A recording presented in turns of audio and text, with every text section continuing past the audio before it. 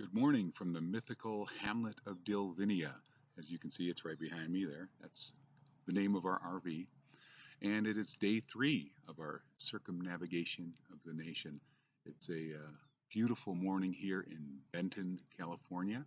It is Thursday, August 9th, and day 1, our launch, saw us leaving Ridgecrest, California, about 1 o'clock, straight up, 1,300 hours on Tuesday, August 7th.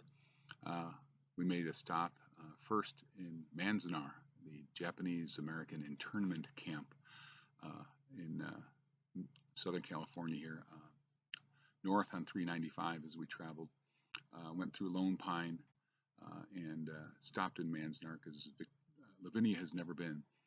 And suffices to say, it's definitely a moving experience for her, well, for both of us.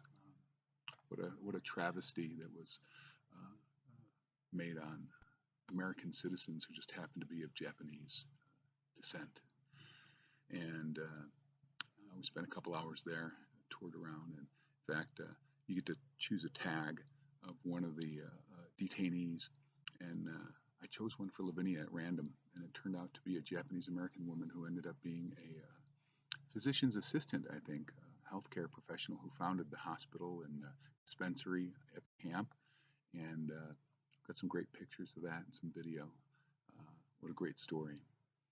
After that, we headed up into Bishop and stopped in Mammoth, looked around Mammoth a little bit, and ended up in June Lake. We decided we were going to stay in June Lake. Even with the fires in Yosemite, it's still beautiful, but the smoke was pretty horrid. And we've got lots of pictures and video of that. Stayed in a very nice RV park there for our first real overnight in the RV.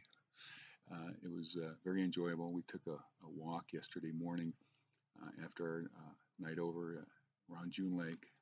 Like I said, it's very beautiful.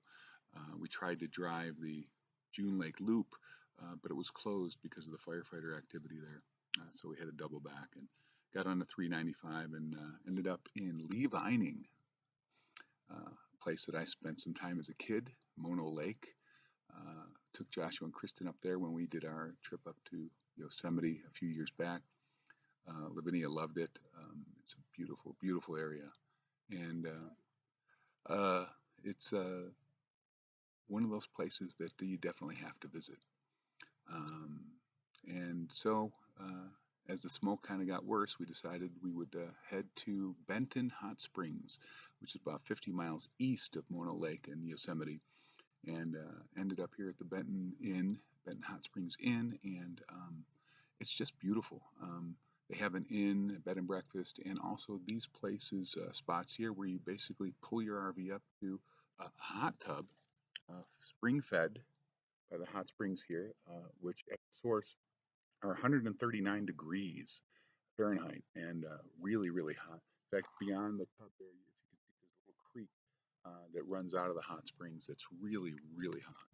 And you can basically pull your RV up here. It's dry camping. They have a grill, fire pit, so you can basically soak in the highly mineralized waters. They're very healing. I think starting to heal my fall from the roof a few months ago, and it's been very cathartic, and especially for Lavinia.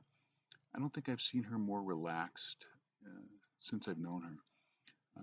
She drove like a boss from Lee Vining to here, although she was kind of nervous at first. But I have such faith in her. She's very smart, very calculated, so she knows what she's doing. And she's in the RV right now writing. We're going to take our last soak here in a little bit once she's done, and then we're going to head on up the road to Minden Gardnerville to go see West Coast Mom and Dad, Rich and Mary, and our tribe mates, Emily and Mike, up in Tahoe or in Red Rocks north of Reno.